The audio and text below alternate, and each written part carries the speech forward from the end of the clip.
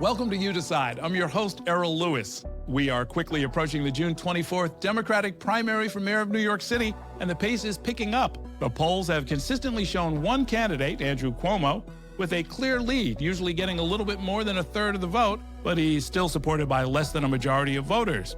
Undecided seems to be doing pretty well with about 22%, and everybody else, it's about 8 candidates at this point, are trying to get on the radar screen. They're trying to get your attention. They're trying to get donations, and they're trying to get elected. One of those candidates is Michael Blake. He's a native New Yorker raised in the Bronx. He has held positions at the federal, state, and local levels, and he highlights that experience as a major selling point in his bid for mayor. Blake worked as an aide for the Obama White House and represented parts of the Bronx in the state assembly for 6 years. He says he wants to make universal childcare a reality and create incentives to keep local businesses from moving out of the city. Coming up is my conversation with Michael Blake. Michael Blake, good to see you. Thanks for coming in. Always, brother. All right. Appreciate you. Why running? Why now? What's this all about? I really believe that I have the best and most unique vision on how we can actually help people make and keep more money and actually address affordability in the city in the environment that we're in of Trump. I intentionally, Errol, launched the campaign November 26 last year, 1126. I wanted to signify who do you think is best prepared on January 1st, 2026 to lead the city, given everything that's been happening. And there's 2 things that I can say that no one else can say. I'm the only person that has been a part of a team that has actually defeated Donald Trump when I was vice chair of the DNC.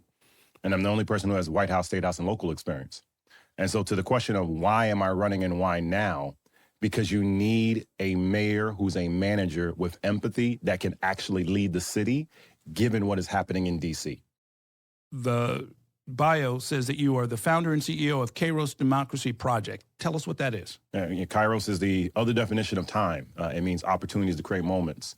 And our whole vision is to be the approach around the storytelling of democracy, because too often I feel that we are not communicating well the issues. And quite frankly, it's the reason why Democrats lost twice to Trump, because he was able to articulate a vision, even though the policies didn't connect with that. Mm-hmm. And too often we're not being addressing on that. So we mobilize content creators, influencers, storytelling, digital mobilization to be creative and not just go to people in traditional ways. Errol, most people don't realize that last year, of the 100 highest viewed shows on TV the entire year, 93 were NFL football games. It's not coincidental why Trump would go to UFC fights, go to football games, college football as well. And so if we're serious about how we want to connect with people, Kairos Democracy Project was the entity to have a better communication outlet to mobilize people for real impact. Oh, you know, I was looking at the website, and the 2 things stood out for me. One is that I didn't know a lot of the people, and I take that as a good sign, right? That if you're talking about influencers and other people, I'm like, okay, good, you young people, good luck. I mean, I have gray hair, so I still consider my young. and then I saw that it's a 501c4, which for those who don't know, it's a charity, but it can legally get involved in partisan political campaigns of one kind or another, mostly issue campaigns, I take it? Primarily issue campaigns, because you want to be able to articulate specific to that issue, whether it be what's happening on housing, what's happening on immigration, what's happening on education itself.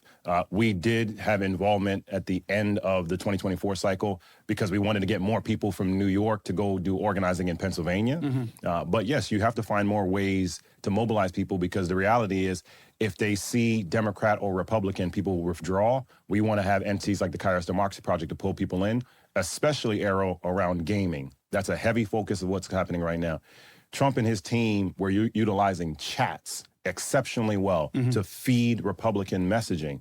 We have to get better about having gaming and influencers in that realm, as well as how are you utilizing DJs and entertainers and athletes. When you say gaming, you're talking about like poker and stuff? Video gaming. Oh, video games. That's a fair point. That's a fair point. No. I mean, that's not like poker or blackjack. We've got a whole casino, sweepstakes going on where they're trying to, get everybody hooked on gambling in New York. I'm talking about the cats that are sitting and actually playing video games and are having information fed into their chats. Let me ask you about. Let me push back on that a little bit. If people are sitting around watching football or people are playing video games, so what? right? I mean, Yeah. I think it's always been that way, right? I bet in the ancient Roman Colosseum there were people who wanted to go see people get mauled to death by bears, and then there were people who actually cared about running the republic. Yeah. You don't have to chase after people necessarily to that extent, do you? No, I think you got to go where people are at. And at the end of the day, But do you though? you do. I mean, but you wouldn't. Well, maybe you would, but you wouldn't, for example, go to a nightclub, right, where people are there to get drunk and meet a future spouse, right? I mean, you're and talk there about democracy or city policy or why they should register to vote. That just wouldn't be a good use of anybody's time. I push back on that because we're continuing to operate in the mode of only going in specific manners, as if they're not voters in these places. People are going to concerts. People like to be entertained. I think about when I was an aide to President Obama, we had an event in D.C. where will.i.am and Black Eyed Peas freestyled off of people texting onto the screen. They showed up to a concert. It became a mobilization. Right? And so whether it be the nightclub, which we can see your dance moves, we can challenge you, see what's going on out here, right? Whether it be the concert, whether it be the game, we have to go where people are at. Because right now, especially because what's happening in D.C., people are turning off their TVs. They're like, I only want to engage with streaming. I only want to be entertained. I only want to be in my comfort zone. As a New Yorker, most people are like, you know what? I don't want to see anything about the news, but if you want to talk to me about the Knicks or the Yankees or the Mets, now let's rock. So why would we not be in those spaces to be able to actually talk about issues and then let someone make their own decisions? Okay, interesting. All of the candidates for mayor have said in one way or another, the Democratic candidates, that the cost of living is the #1 issue in the campaign. What is your take on that and your proposed solution? Absolutely. I think that there are very specific things we have to do. First, we have to have a local median income because area median income is not working. It doesn't make sense that you have Westchester County and other places outside the city that are determining what's happening with our affordability. You then have to take a step of determining if you're providing city contracts out, which you have to because of the services that are being deployed, the expectation of higher wages for the people that are being employed and subcontracted for that work. That is a way you can ensure that dual benefit. Then guaranteed income. I was the first person in the race talking about it. I know, there's another candidate now talking about it. I'm being very specific that if we implement the true cost of living, which New Yorkers voted on, people forget that, to understand what are your collective expenses. Meaning, right, we're supposed to, according to the city charter, calculate something called the true cost of living. Absolutely, right? Because right now you're effectively looking at poverty metrics by itself, but you're not assessing childcare, groceries, et cetera. If we did that, then I do believe we should be looking at considering whether it be reserves or other revenue streams, helping New Yorkers hit that threshold of what would be the guaranteed income you need to be at proportional to your cost of living. Those are practical steps. Now, next step, how do we change what's happening around housing? Housing and childcare are the two fundamental expenses when it comes to our affordability. We should eliminate credit scores being used for rent homeownership applications. It is a discriminatory practice. It is not a true articulation of how someone actually is going to pay their bills. If someone missed a phone bill 10 years ago, but they paid their rent 10 years in a row, that's the clear barometer of what makes sense.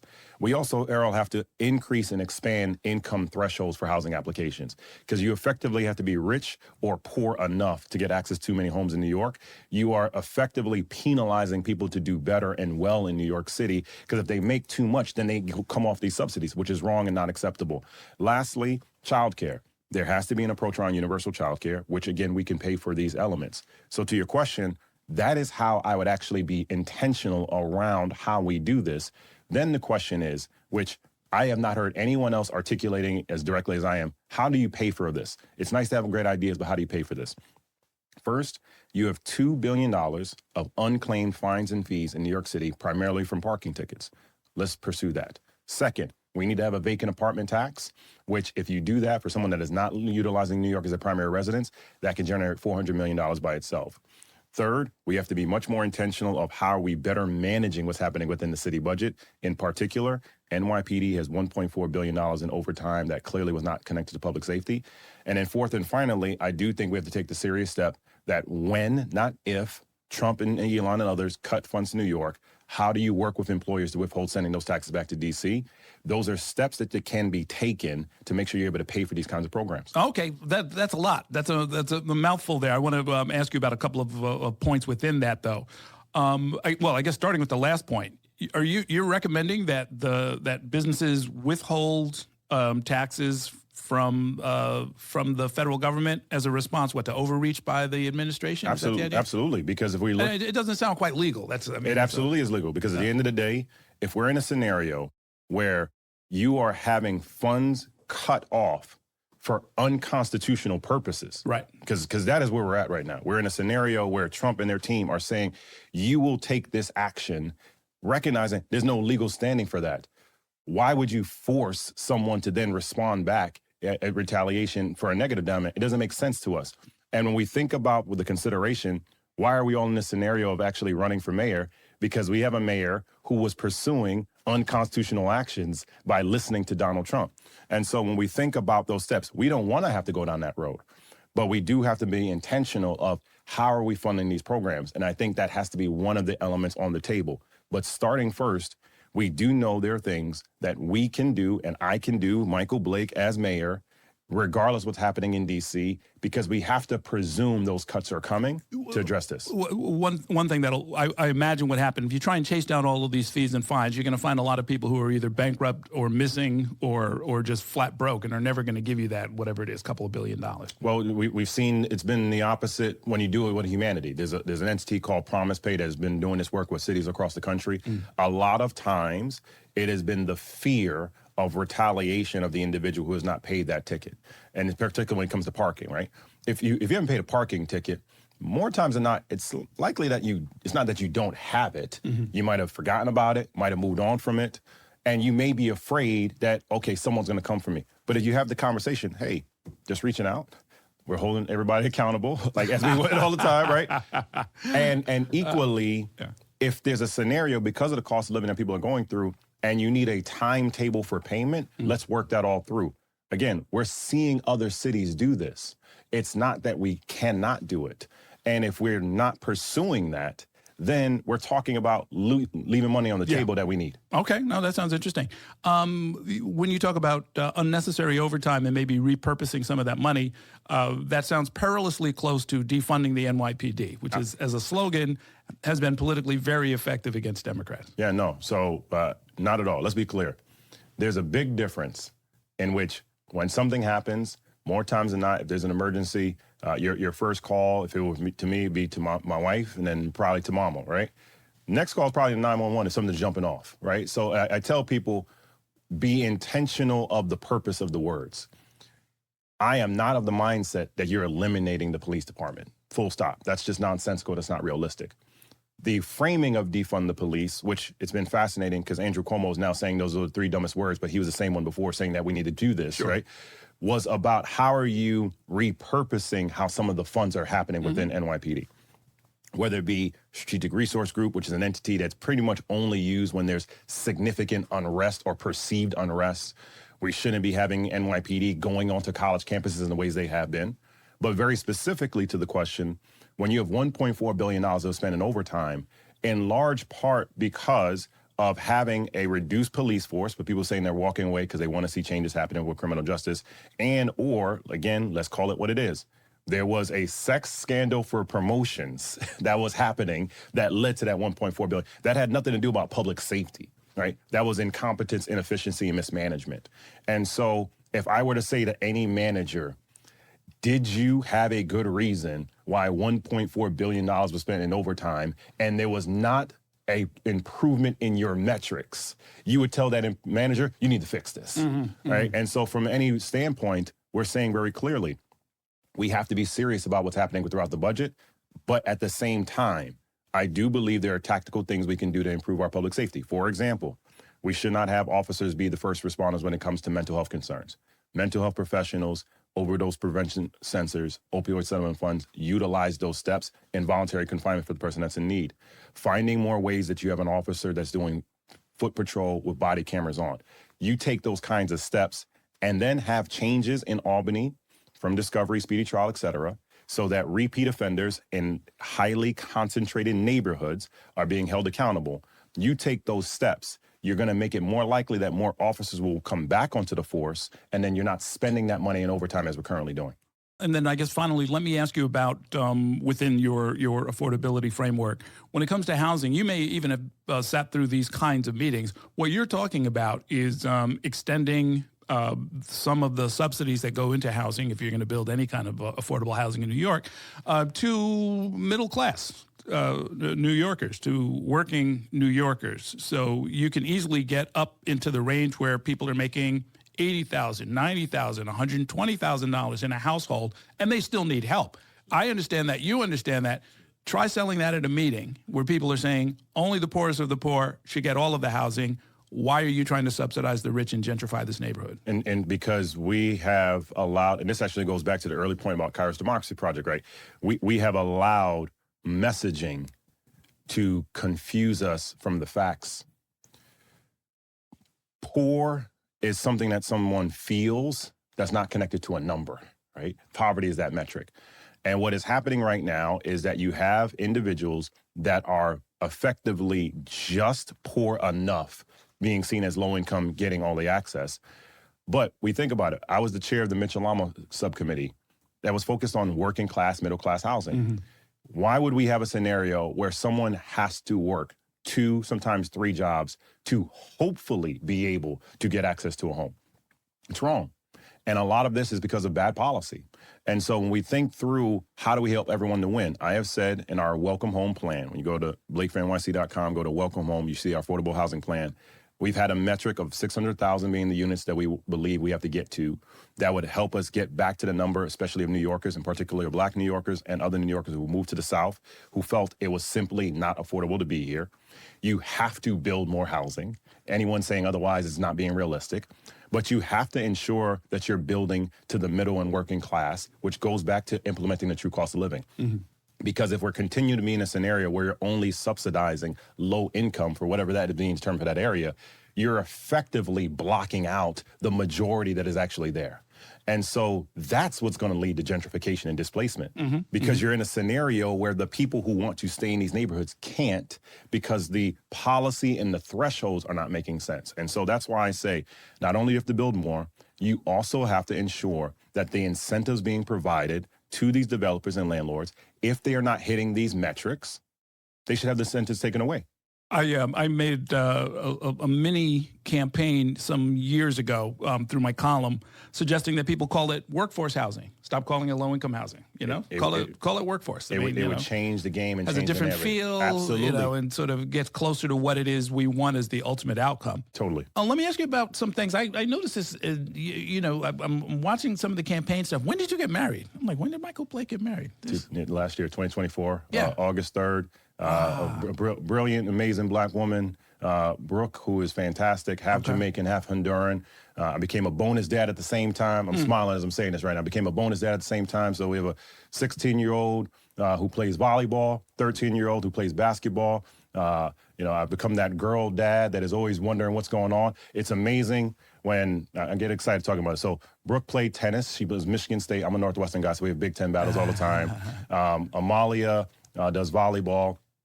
Elsie does basketball. So having 3 other sports fanatics around is amazing and a blessing. And she's a woman of God. And very briefly, this is how you know God is always present in control. We met at a conference that I was at. I was at a conference in Atlanta, which typically there would be no reason for me to be at that type of conference. Mm-hmm. I was there for marketing and other purposes.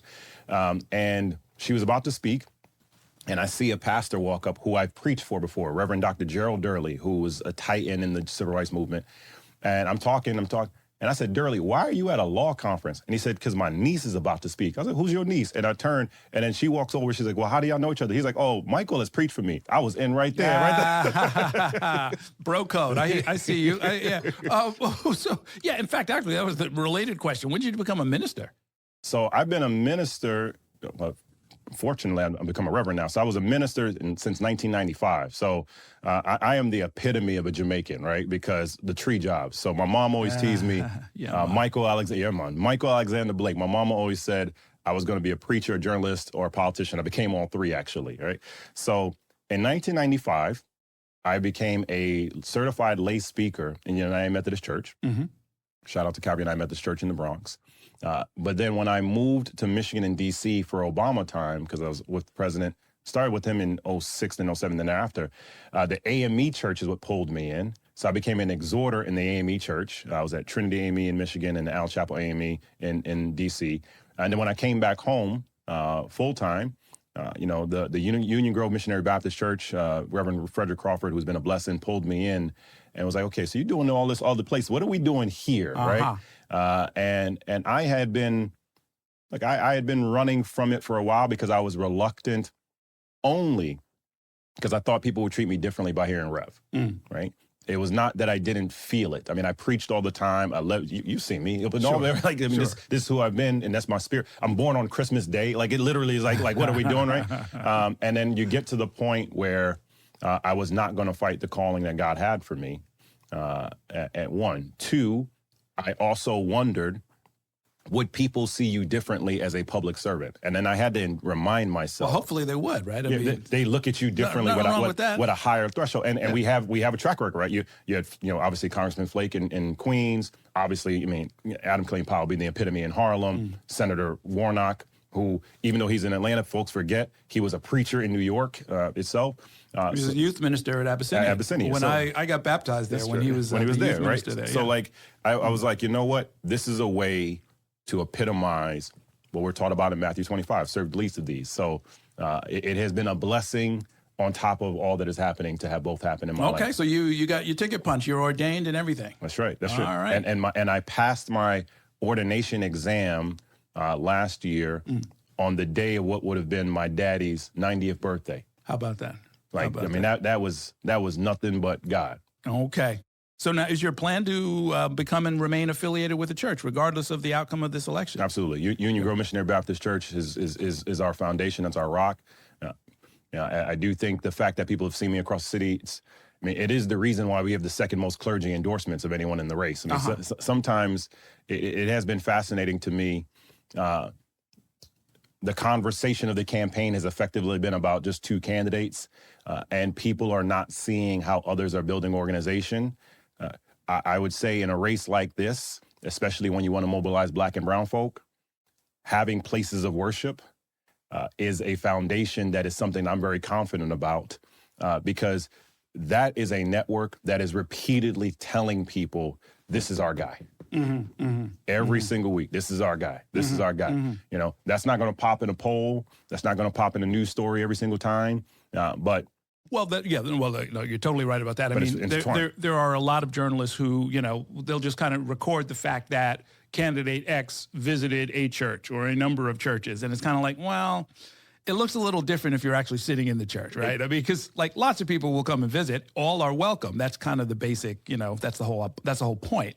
But there are people who, get a different kind of reception and are going to get a different kind of response from the congregation. A perfect example of that, Errol, is just recently I spoke at First Corinthian Baptist Church in Harlem.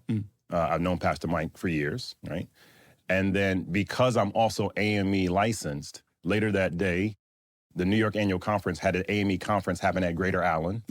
And so I'm getting acknowledged as mayoral candidate, but I'm also a reverend. Church in Southeast Queens, so those who don't know. You're able to be in spaces with legitimate credibility. It's like Michael's not just here because he's a mayoral candidate. Right. Michael has literally been preaching for, mercy, I just thought about it, 30 years. So when you're in that zone, it's like, this is not some hypothetical thing of who he is. We know him. Sure. Quotes the Bible without having to hold it in his hand.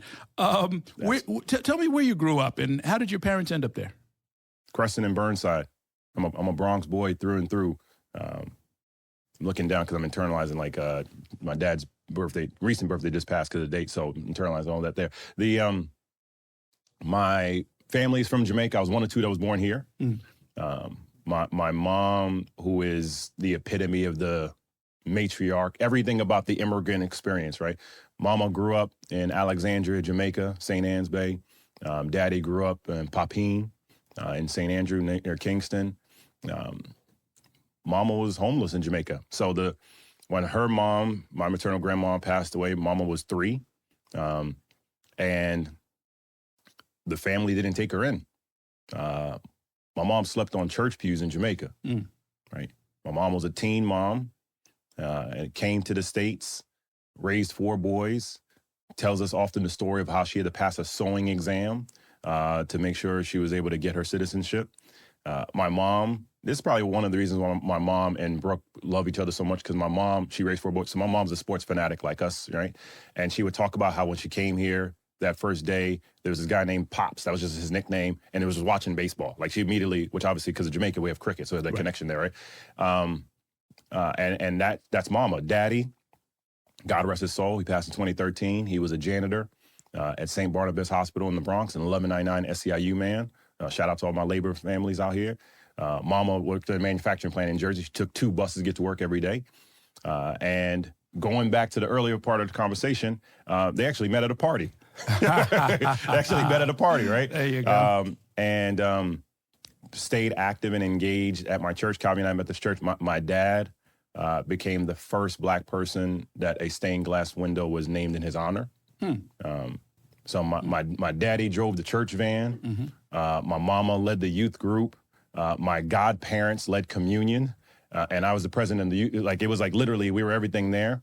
And they did everything. You know, my mom has retired and has done the work, right? She raised a retired sergeant first class in the Army. She raised a young man who was a DJ. She raised another one who was a welder. My second oldest brother passed away about almost 3 years ago. And then she raised a young boy who worked for a president in the White House. Like, Mama did good, right? Oh, yeah. And will still text me at the middle of the night of, did you see what the Yankees just did? Right? like, can you believe what is going on right now? Yo? But that's fam. And you know, what needs to be done to keep the promise of New York alive for future immigrants and migrants? Well, very directly, we shouldn't have ICE at our schools, our places of worship, our community centers, because it's unconstitutional and it's wrong. We have to expand the conversation of immigration, because we have allowed MAGA Republicans, I want to be very specific because it's not the entire Republican Party, but we've allowed MAGA Republicans to make immigration a Latino-only conversation. It is Latino, it is Caribbean, it is African, it is Asian, it is all of us who are intertwined in this. We've allowed that coalition, that small minority, to make it an us-them conversation, which I do remind people, going back to faith, that Jesus was a Jewish man of color who was a refugee in a foreign land. So, like, it's fascinating when I hear people talk to me about we don't like immigrants, but they call themselves Christians. Like, you can't actually have both, right? It doesn't really work that way. And so, to that degree, we got to change the narrative. Then we got to change the policies. And then we have to be very intentional on how we are protecting one another. And this is one of the reasons why I decided to run for mayor. We will have a scenario from 2026 to 2030 where, at least for 2 years, we're going to be wondering and assessing, how are we protecting the most vulnerable when you have a sexist, racist demagogue doing everything humanly possible to try to harm our communities. And when that happens, usually it leads to cut of funding and programs to people that look like you and I, for folks that are not having the access they need. And we're watching right now, Errol. We're watching families that are concerned about walking their kids to school because will ICE roll up on them. We're watching right now of students who are genuinely wondering, can I protest? Can I speak my mind? Because I'm afraid that ICE is going to pull up on me. And so, to that degree, you have to have the intentionality of how are we having our legal protections for our immigrants and families, because as we're seeing right now, they're going after citizens. It's not just those that are supposedly undocumented, right? But then it's also about how do we have a very thoughtful approach in all that we're doing, including language access. We can't just have things just in English. And one thing that is never really fully addressed, you have about 180,000 immigrants, in particular African immigrants, who we've seen a lot, who do not have legal representation when they're going into these hearings. Sure. So you're creating a cycle of violence and disruption. We talk that through. We also then, to the broader question, it goes back to how we envision management. When you're not reimbursing nonprofits on time, we see that you have childcare centers, such as in Brooklyn, with Grant Street and others, Nuestros Niños, that are taking care of immigrant families, worked and led by immigrant communities, who are now wondering, are we going to have funds? And we're now wondering if people are going to get deported. Like, it's a cycle that's not helpful. So that is an issue that has been bugging me for a while. I've been asking a lot of the candidates about it. To the extent that that is a management failure, and it clearly is, but it's kind of a multi-generational one. I mean, I remember talking about this with candidates in like the 2009 race. We talked about it in the 2005 race. Nonprofits have been getting, who contract with the city, have been getting screwed, for lack of a better word. Oh, 1,000%. They do the work. They're not quite compensated enough. Even when they get it, it might be a year late. It might be 2 years late. They have to lay off staff. They have to close their doors. The service suffers. It's just a complete catastrophe. But we've institutionalized it. What will you do different? And actually, I have to say, Mayor Adams showed some signs of, I mean, every time you bring it up, anybody who knows New York City government says, yeah, that's true. I'm going to do something about that, right? Both controller candidates, you know, I mean, everybody knows. Everybody knows it. Everybody says they're going to change it. Nobody gets it done. How will you be different? First, we have to declare an emergency around nonprofit reimbursement rates, where it shouldn't just be reimbursement, it should be grants. Because there's a difference. Now, this is one of those levels of experience of being a small business owner, and also because of the C4, I've seen it on both sides. It's not a scenario, Errol, where we don't have the funds. That's the wild part. Right. The money's there. No, that's right. Right. The money. And nobody benefits from delaying it, and yet it's always delayed. Oh, I think, I mean, look, if we want to have the real conversation, you know, let's do it on your podcast. There are some folks who benefit from it. There are people that delays in the system validate their jobs in government. Because you're effectively telling people, you've won the contract, so I already know the funds are here. Right. I'm not giving you your pay because you didn't fill out paperwork correctly, you didn't submit it in the passport system. These are nonsensical things. So when you ask about now it's a very different thing. I always try to make it related to the people on the block. It's a different thing if someone was like, you know what, we had these different expenses and my contracts got cut off and I just don't got it.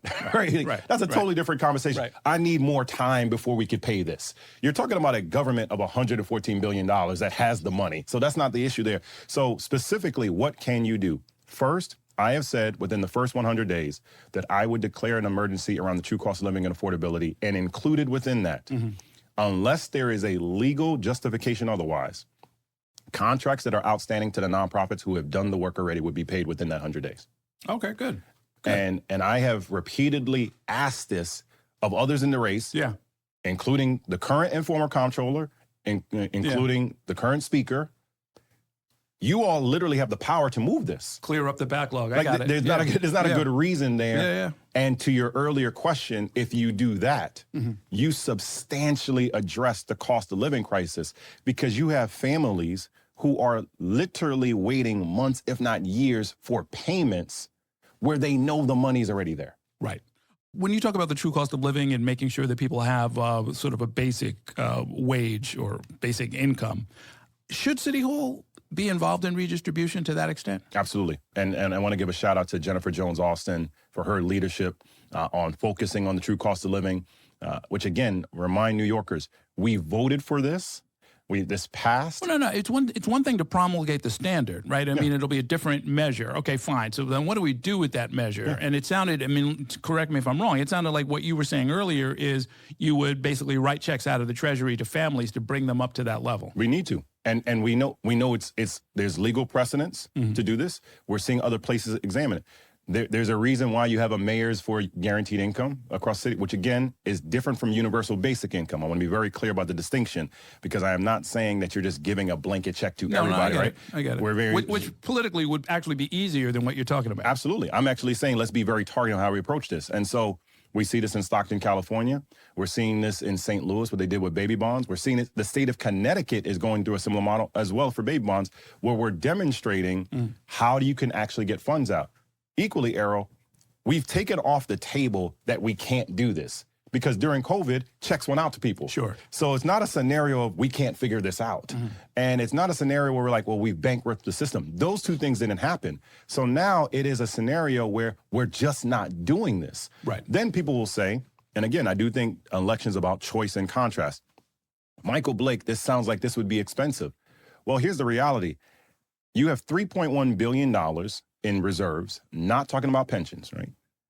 If we help people pay their bills and be able to spend money now, you're spending less on them being dependent on government services. You're actually going to make more money for the city doing it this way.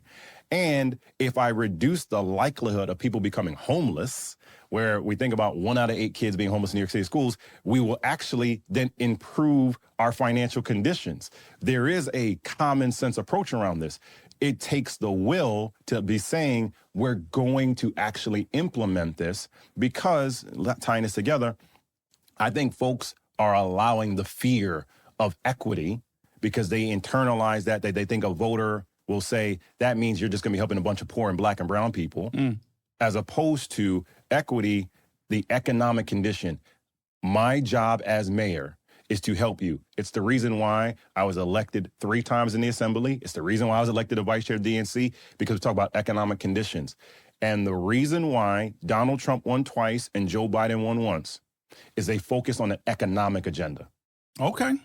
No, I got it. We are going to wish you the best of luck. I know this is, well, you know, it's funny. You spend a lot of time for a minister. You spend a lot of time around sinners, which I guess technically is technically you're supposed to. What is that? I'm thinking the DNC. I'm thinking the clubhouses of New York City that you're visiting. You just called the DNC sinners? Is that what you said? I'm thinking about 6. Errol Lewis just said that. I just want to make sure he said that. 6 years in Albany. Wait, Errol, did you just call legislators? Yo, you are wilding. Well, you know, let's put it this way. Well, actually, let me put it in a normal frame. Oh my goodness. Character, honesty, and integrity actually count. Almost nobody talks about it. We all know it's super important, and I think more so than ever, I think we've seen what happens when you try and defer that question. Sure. Apply that to this race. You need to see very clearly that a budget is a moral document, and you're going to be in a scenario at a minimum, again, from 2026 through 2029. You're going to see obscene continual cuts to communities already hurting. I think my morality as a reverend is actually going to help me be better in leading a city in that kind of environment and not get caught up in the foolishness. And then equally, and again, we talk about this on our website, blakefornyc.com. We talk about this a lot. The topic that gets discussed the most in the Bible is actually poverty. People never think about that. The topic that is discussed the most throughout the Bible, poverty. When Jesus asked and said, this is what you did for me, and how did you do it? You fed me when I was hungry. You clothed me when I was naked. You took care of. That is who we are as a people, whether it be in the Old Testament for our Jewish brothers and sisters, whether it be at a shul, whether it be if I'm at a masjid with my Muslim brothers and sisters, whether it be for our Christians. Poverty and economic conditions is at the root of who we are. Lastly, it may seem like it's a distinct, but you got me connected here. If Pontius Pilate would not have listened to the crowds, Jesus would have still been alive. Pontius Pilate did not want to send Jesus to crucifixion. He was trying to find every possible reason not to. Sure. The crowds kept saying to do this. So when you ask me how this drives me, I want people in New York City to know that you can have someone in Michael Blake who's a son of immigrants, who's a child of God, who is here for you because my faith has grounded who I am and what kind of elected I will be. Okay. Best of luck. We'll see you out on the campaign trail. Appreciate you. Always. All right.